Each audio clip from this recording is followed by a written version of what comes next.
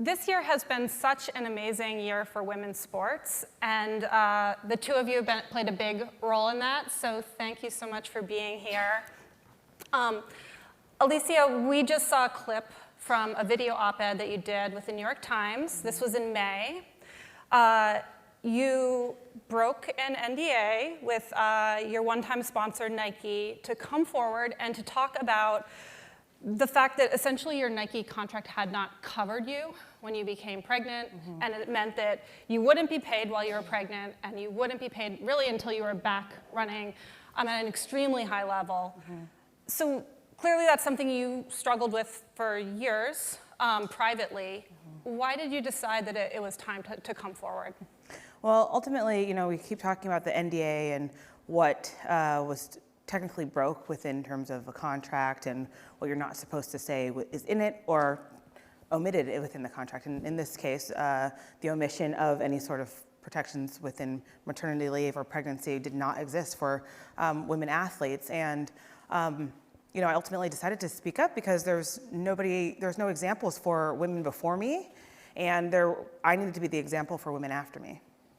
I think one thing that we didn't see on that clip that was really amazing to me is that it wasn't just about your pregnancy. It was also essentially that you weren't going to be paid until you were running again. So, you know, Alysia is well known as the pregnant runner. You raced while you were 8 months pregnant, and then you came back 6 months postpartum, 10 months postpartum. You won championships.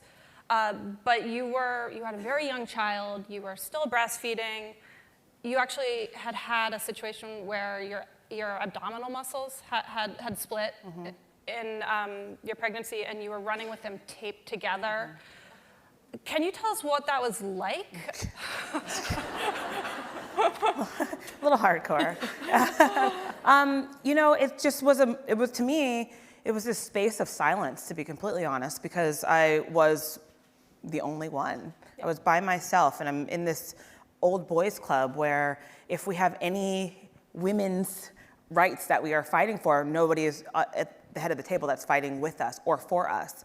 And ultimately, you know, when you see your contract laying in front of you, that's part of your livelihood. It's who's going to be, I'm the one that's going to be feeding my family and the family that I've started, and all of a sudden, now that I've become that pregnant runner, you find out that actually, you know, this livelihood that you thought you were going to be able to sustain is not going to be possible just because you decided that you also wanted to be a mom and have a career. And you know, so when we talk about what was that like, it was a space of loneliness. It was a space of darkness and just trying to express, hey, here's what we would actually need. Here's what would be helpful. You know, luckily I did have great PTs and you know, physical therapists that were women that were behind me saying, you know what, the worst thing that you could do is rush this. I would just take your natural course of action. And I gave myself the peace of mind to just take my natural course of action. The only part that wasn't completely natural was taping my abs together. And I got, to be completely honest, relatively lucky that I was able to win nationals at 6 months postpartum and get my first quarter payback. And this is actually after I'd left Nike and went with ASICS. And it was the same way, you know, just a bunch of men at the seat of the table that not understanding what women face. And you know, coming back into that, winning, breaking an American record, winning a gold medal, you know, winning another championship at 10 months postpartum with my daughter, you know, by my side, asking to nurse, like right after winning a championship, was something that wasn't an example for anybody because we'd silenced and we'd thrown all of our other women away. You know, so. Yeah, it's unreal. So Jessi, I want to talk about surfing also. And the big news this year in surfing is that the Surf League has achieved equal pay. And I want to make sure I'm getting this right. It's the first US-based global sports league to provide equal pay for men and women. Yes. Pretty cool. Yeah, it's a huge deal. Obviously, many leagues, many sports are struggling to get there. And I want to talk about how you did it, but I also want to talk a little bit first about your experiences as a pro surfer. You, I believe, got your first contract at 15. You went on Yes. to be number 4 in the world before retiring. And I'm curious about like what experiences you had as a woman surfing that informed what you wanted to do now that you are a part of running the actual league. For sure. So I was, I was a pro surfer for a long time. Started when I was really young. 15 is very young to be getting paid to surf. And I always had great sponsors, and I was always super competitive. And like competitive athletes, we love to win. And it's a very interesting kind of space for you when you're winning prize money, and that prize money is not the same as the man that's standing next to you on the podium. I only ever won one championship tour event in Maui. It was that's our version of the top tier of the sport, and I won $10,000. I won a tenth of what the men were making. A tenth. And it's, that's why it's such a big deal for surfing and for the World Surf League to have equal prize money now, because it's a real statement for us to make in being like, we believe that we have the same value for men and women and for boys and girls. Like it's a really big thing for us to kind of be saying to young kids, 15-year-olds who are signing their contracts, and even people who'd come before me. I was talking to one of our world champions in the 90s from 1990, and she said, it feels like the women belong. It's a big thing for you to feel valued like that. Yeah. And can you tell us how it came about? Because and essentially it kind of happened overnight. Yeah, so we were acquired, the World Surf League's privately owned. We were acquired in 2013, and our ownership group has always really believed in the women's tour, really worked hard to stabilize the platform and to elevate us as athletes. So we've had this multi-year strategy which culminated with more events, more prize money, and then last year we just kind of felt like it was the right time and also the right thing to do. There's so many women in the world now that are fighting for those things, and we really wanted to be like a leader in the space. Yep. And I mean, for me as an ex-pro surfer, to be here and be telling you that surfing of all the sports is a leader in gender equality is like, I would have laughed at you if you told me it was like when I was a young kid. Yeah. I have another question for Alysia, but I'm going to come to you guys for questions in a minute, so start thinking about whether you have them for our athletes. So Alysia, after you came forward, we saw a number of other female runners speaking out. Some women saying they'd experienced what you'd experienced, and then very recently Mary Kane coming forward to talk about essentially sort of psychological abuse that she'd suffered while training with Nike and while training with a prominent coach. Then just this week, I don't know if you guys saw this, a bunch of Nike employees were marching to protest how the company's treated women. So you unleashed something. What do you think we're going to see? Like, is this a sea change for women in? Yes, absolutely. I think, most of us, I feel like in here, are women. We enact change. This is why we need seats at the table, because when we have our voices heard, we ultimately band together and we make those voices amplified and louder, and we allow for people to recognize why this is a problem.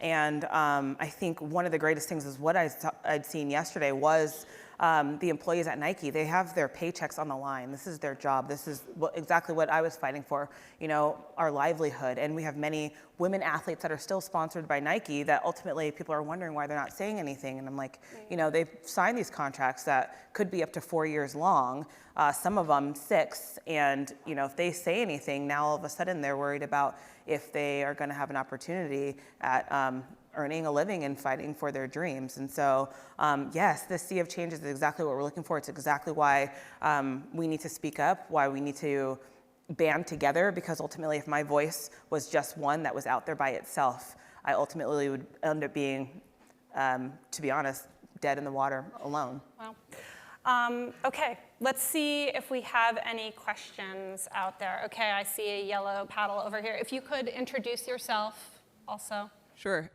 Claire Cormier-Tilkey. Hi, Alysia. Hey, go Bears. Yeah, go Stanford, former competitor. Alysia and I have had many laps together on the track. But a question, to the point you just made, which is that change really started when you spoke up, and then others felt more comfortable coming to the table. And so now there are other athletes speaking out. But you made a great statement saying when it comes to the seats at the table, it's largely men. And so at a corporate level, with a bunch of corporate badass ladies here in the room, what do you think we can be doing to address some of the issues in track and field, in surfing, in all of the sports from the business side, as that's what really makes a difference to them at the end of the day? Yeah, what we're talking about is largely systemic. It's not just within sport. And I think when we look at ourselves as leaders, when we have an opportunity to be in the room and we're fighting for a seat at the table to make a seat for ourselves, you might see a seat off to the side and just slowly start inching your way in there. And I think don't be afraid to say, when you see a space where someone's putting out some marketing campaign that seems very, very male dominated, to have an opportunity to say, had you thought about this sort of marketing strategy? Had you thought about her worth in this marketing strategy? I think that's a lot of what we see was missing. You're watching all these marketing campaigns, in particular in sports, and you're seeing them relate to men. And we have all these amazing women who we're not seeing the relatability and how it pertains to you, because ultimately, like you talked about, our stories are devalued. They're paying us 1/10 of what they're paying the men because we don't see any value of that. The people that care about sports are men, and that's clearly not the fact. Obviously, then there wouldn't be any women within sports. So I think on a corporate level, when you guys have these discussions about, influencers or, from a marketing perspective, and you have a space of insertion, I really would try to tell the stories for women as best as possible. And I know it's difficult. I've been there, obviously, but don't be afraid to. And I think one of the things that we saw happen at Nike 2 years ago was when one woman was afraid to speak up, but had a few conversations around the lunch table with other women. Instead, they put together an anonymous packet that expressed their concerns and their feelings, and then they ultimately slapped it on the desk of the CEO. I think finding these ways to band together and unify, because I understand the fear of losing a paycheck, and I understand the fear of not having an opportunity to climb the ladder, but if we never, ever speak up, we're never, ever going to be able to climb those ladders anyway. Do we have other questions? No? Okay.